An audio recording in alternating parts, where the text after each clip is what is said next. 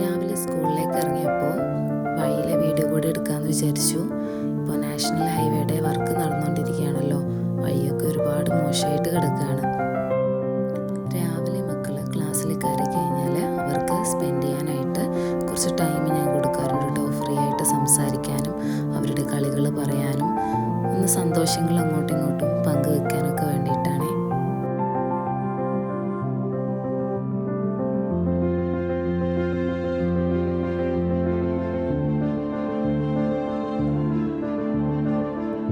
അവർക്ക് 12 months ആയിരുന്നു പഠിക്കാനുണ്ടായിരുന്നത്. അപ്പോൾ അത് പഠിച്ചു കഴിഞ്ഞപ്പോൾ അവർ കൗണ്ട് ചെയ്തുകൊണ്ട് 12 months പറയുന്നത് കേട്ടോ നിങ്ങൾ വീഡിയോയിൽ കാണുന്നത്.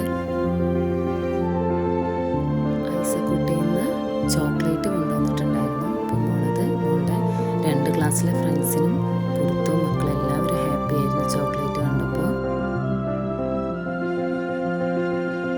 നിങ്ങളവിടെ മോന് കിടക്കുന്നതാണോ? കണ്ടാൽ നമ്മൾ വിചാരിക്കും മോന് ഉറങ്ങാന്ന്. പക്ഷേ മോന് ഉറങ്ങുന്നല്ല, ചെറിയൊരു കുരുത്തൊക്കെ എടുപ്പിച്ചിട്ട് ഞാനൊന്നും അറിയില്ലേ എന്ന മട്ടിൽ അവിടെ കിടക്കുകയാണ്.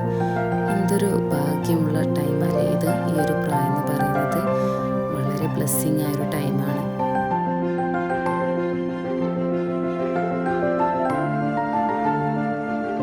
ഇതാണ് ഞങ്ങളുടെ ഇതള്. മോൾക്ക് എല്ലാ ദിവസവും വന്ന് ടീച്ചേഴ്സിനോട് പറയാൻ ഓരോ സ്റ്റോറികളുണ്ടാവും.